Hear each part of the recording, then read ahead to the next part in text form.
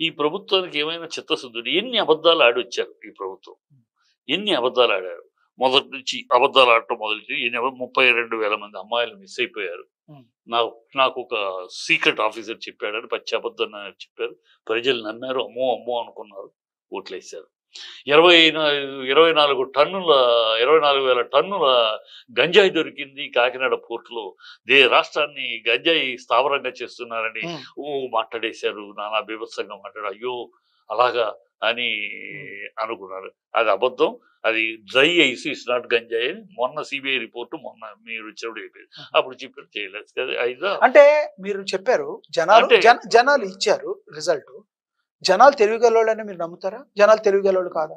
జనాల్ని ఎలా భ్రమ పెట్టి భ్రమలోకి తీసుకెళ్లాలో చంద్రబాబు బాగా తెలుసు. మీడియాని ఎలా కవర్ చేసుకోవాలి, మీడియాని ఎలా మేనేజ్ చేయాలి. అసలు ఎందుకు చిట్టిబాబు గారు మీకు అసలు చంద్రబాబు నాయుడు అంటే ఎందుకంత కక్ష? కక్ష కాదమ్మా, కక్ష అనేది కాదు. అతను అంటే మిమ్మల్ని చాలా మంది చాలా రోజుల నుంచి చూస్తారు, మేమే కాదు ఎప్పటి నుంచో. మీరు ఒక చంద్రబాబు నాయుడు అని పేరు రాగానే శివాలు ఎత్తిపోతారు. ఎందుకలా? శివాలు కాదు, నేను నిజాలు మాట్లాడతాను. చంద్రబాబు సీఎం అయ్యాడు కనుక, సీఎంగా ఉన్నాడు కనుక ఆయన్ని తప్పులను కూడా మనం దాచిపెట్టి ఆయన మంచి మాత్రం చెప్పాలని నాకు అలవాటు లేదు. ఆయన ఖచ్చితంగా తప్పులు చేశాడు. సరే, తప్పులు చేశారు. చంద్రబాబు నాయుడు చేసిన మంచి పనులు ఏమని చెప్పండి మీరు. మంచి పనులు ఒక్కటి కూడా నాకు తెలియదు. ఇది టూ మచ్. జనాలు చూస్తారు మిమ్మల్ని. చెప్తాను ఎందుకు చెప్తా. హైటెక్ నేను అంటాడు. జనార్దన్ రెడ్డి గారు దానికి శంకుస్థాపన చేసింది, ఆ స్కీమ్ మొదలెట్టింది ఆయన. దాన్ని నీకు ఆ టైంలో ఎవరున్నా, చంద్రబాబు కాదు కదా, ఎవరు సీఎం అయినా అది భూమ్. ఆ టైంలో మొత్తం దేశం మొత్తం భూమి. చంద్రబాబు రాజకీయ చరిత్రలో ఒక్క మంచి పని కూడా చేయలేదా? ఒక్క మంచి పని అడుగుతున్నారు. అడిగి దానికి చెప్తా వినండి మీరు. చంద్రబాబు ఆ భూమి ఎవరున్నా సీఎం అందిపుచ్చుకున్నాడు తన అధికారంలో ఉన్నాడు. హైటెక్ నేనే అంటాడు, ఫోన్ నేనే కనిపెట్టాను అంటాడు, ఫోన్ ఏ తమ్ముళ్ళు ఫోన్ అంటాడు. ఏమన్నా ఫోన్ ఆయన కనిపెట్టాను ఎప్పుడు అనలేదు అన్నాడు. పబ్లిక్ మీటింగ్ లో బలేవారు, పబ్లిక్ మీటింగ్ లో సెల్ ఫోన్ ఏమనుకోవాలి, గ్రహం బెల్ సెల్ ఫోన్, ఇది మొబైల్, ఆయన మొబైల్ ఆయనే కనిపెట్టి అంటాడు. అది ఎప్పుడు అది పీరియడ్స్ పీరియడ్లు ఎప్పుడు అది వస్తాయి నేను అంటాడు. ఇట్లాగా ఆయన ప్రతిదీ కూడా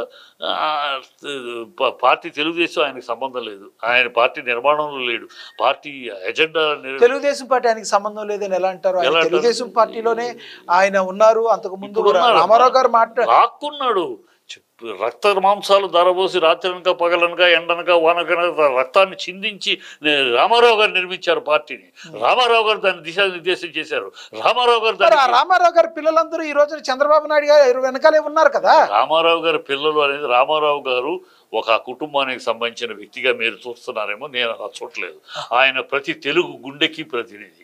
తెలుగు ఈ ప్రపంచంలో ఎక్కడ తెలుగు మాట్లాడేవాడు, తెలుగు మాట్లాడే ప్రతివాడికి. రామారావు గారు అభిమానించిన అందరూ కూడా చంద్రబాబు నాయుడు ఓట్లేశారు కదా. ఇప్పుడు ఓట్లేసారా అనదు, ఓట్లు వేసారంటే అలా అయితే 4 సార్లు సీఎం అంటే మాటలే కదా. 4 సార్లు ఓడిపోయాడు, ఏముంది 4 సార్లు ఎందుకు ఓడిపోయాడు? ప్రతిపక్షంలో ఉన్నారు కదా. ఆయన ఎప్పుడు ఒంటరిగా ఏనాడు గెల, ఒంటరిగా ఏనాడు నుంచున్నా ఆయన ప్రజలు ఎప్పటికప్పుడు కాంబినేషన్ పెట్టుకుని రాజకీయాల్లో ఒకసారి గెలిచి. అంబేద్కర్ గారు రాసిన రాజ్యాంగంలో ఎవరితో పొత్తులు పెట్టుకుని వెళ్ళొచ్చు. మరి ఒంటరేంటి దీనిలో? నిన్ను తిట్టి ఇవాళ ఈ ఎలక్షన్ చూడరాదండి. చంద్రబాబు మోడీని తిట్టినట్టు ఎవరు ఏసీఎం తిట్లా ఈ దేశంలో. ఆ పెళ్ళాన్ని చూడలేను, నువ్వేం చూస్తావు, ఈ టెర్రరిస్టు ఈ దేశంలో ఉండటానికి పనికిరాడు, ఈయనకన్నా నా కార్యకర్త బెటరు అని ఇష్ట అడ్డదిడ్డంగా మాట్లాడాడు. ఇవాళ ఆయన దేవుడు అంటున్నాడు. అలా ఎప్పటికప్పుడు ఏదైనా అదే 2017 తీసుకోండి. అసలు స్పెషల్ స్టేటస్ ఇవ్వకపోయేది, స్వర్గధామం అయిపోద్ది తెలుగు రాష్ట్రం. స్పెషల్ స్టేటస్ ఇవ్వలేదు, అందుకనే బీజేపీని వదిలేస్తున్నా అని చెప్పాడు. సరే చెప్పాడా? మళ్ళీ వాళ్ళ చేతులు కలిపాడా? మరి వాళ్ళ పైన కింద నువ్వే స్పెషల్ స్టేటస్ గురించి మాట్లాడవే. ఇదే స్పెషల్ స్టేటస్ గురించి మరి చెప్పి స్పెషల్ స్టేటస్ కావాలని చెప్పిన జగన్మోహన్ రెడ్డి ఎందుకు స్పెషల్ స్టేటస్ తేలేకపోయాడు? ఎందుకు? కారణం చెప్పండి. పైన వేరే గవర్నమెంట్, సెంట్రల్ గవర్నమెంట్ వేరే గవర్నమెంట్ కేసులో భయపడ్డా. కేసులు భయపడ్డా అతనేం చేస్తాడు? లోపలికి వెళ్తాడు, జైల్లో ఉంటాడు. Central government should give central government should clear. State government నాకు కావాలంటే కుదరదు. రాజ్యాంగం ఉంది, ఒక విధానం ఉంది, పార్లమెంట్లో పెట్టాలి. అది state government central government understanding లో రావాలి. సెంట్రల్ గవర్నమెంట్ అప్పుడు మనకు లేదు. అదే ఆ రోజు జగన్ అన్నాడు, మనకు ఇంకో 20 సీట్లు మన మీద ఆధారపడే పరిస్థితి అయితే మనం ఏమైనా చేయొచ్చు. ఇవాళ మనం మన మీద ఆధారపడట్లేదు ఆ ప్రభుత్వం కనుక మన మాట. అవునండి, అది ఏరు దాటాక తెప్పతగలేయడం కాదా. ఒక రకంగా ఇంకొక మాట, నిండు శాసనసభలో అమరావతి అనేది ఎటువంటి పరిస్థితుల్లో యాక్సెప్టబుల్ రాజధానిగా అని చెప్పిన జగన్మోహన్ రెడ్డి తాను అధికారంలోకి వచ్చిన తర్వాత ఆ అమరావతి అనే దాన్ని ఎందుకు కాడు వదిలేశాడంటే ఏమనుకోవాలి? ముందు శాసనసభలో మాట్లాడినప్పుడు మీకు తెలియదా? తెలుసు, కానీ ఇప్పుడు మీరు ఎంతసేపు జగన్ని తప్పు చూపించి, జగన్ని వేలు చూపించి బాధ్యతలను తప్పించుకుంటాను చూడదు. మీరేంటి చెప్పండి నాకు, మీరేంటి మీ ప్రభుత్వం ఏం చేసి చెప్పండి, మీరేం మాట్లాడారు చెప్పండి. మీరు స్పెషల్ స్టేటస్ గురించి మీరేం మాట్లాడారు, వైజాగ్ స్టీల్ ప్లాంట్ గురించి మీరేం మాట్లాడారు, పిల్లలకి నిరుద్యోగం ఆగింది కదా వైజాగ్ స్టీల్ ప్లాంట్. మీరు చదవట్లేదు, ఎక్కడ 4 ఫెర్నెస్ లో 3 ఫెర్నెస్ క్లోజ్ అయిపోయినాయి. వాళ్ళ union minister the process is on అన్నాడు. ఎక్కడ చదువుతున్నారు మీరు? పేపర్ చదవట్లేదు మీరు? కంప్లీట్ గా ఇది ఇవ్వలేదు కదా. ప్రాసెస్ ఈజ్ ఆన్ అంటే ఏంటి? మీరు ఎక్కడ అడ్డుకున్నారు? నా ప్రాణం అడ్డేస్తాను నన్ను ఉండగా ప్రగల్భాలు పలికారు కదా. మేము మాట్లాడి ఉన్న ఎంతసేపు జగన్ పేరు చూపించి ఎస్కేప్ అవుదాం అనుకుంటే ఎట్లా? మీరు చెప్పిన ఏంటి? స్పెషల్ స్టేటస్ ఈ రాష్ట్రానికి స్వర్గధామం అని చెప్పింది చంద్రబాబు కాదు. మరి స్పెషల్ స్టేటస్ అడగవే, 1 year అయింది, నోరు ఎప్పవే, నోరు ఎక్కడ మోగపోయింది, ఎవరు తాకట్టు పెట్టారు? స్పెషల్ స్టేటస్ అనేది ముగిసిన అధ్యాయం అని చెప్పి గతంలో ఎన్డీఏ ప్రభుత్వమే చెప్పింది. వీళ్ళు ఎన్నికలకు వెళ్ళినప్పుడు కూడా స్పెషల్ స్టేటస్ ఇస్తామని ఎన్నికలకు వెళ్ళలేదు కదా.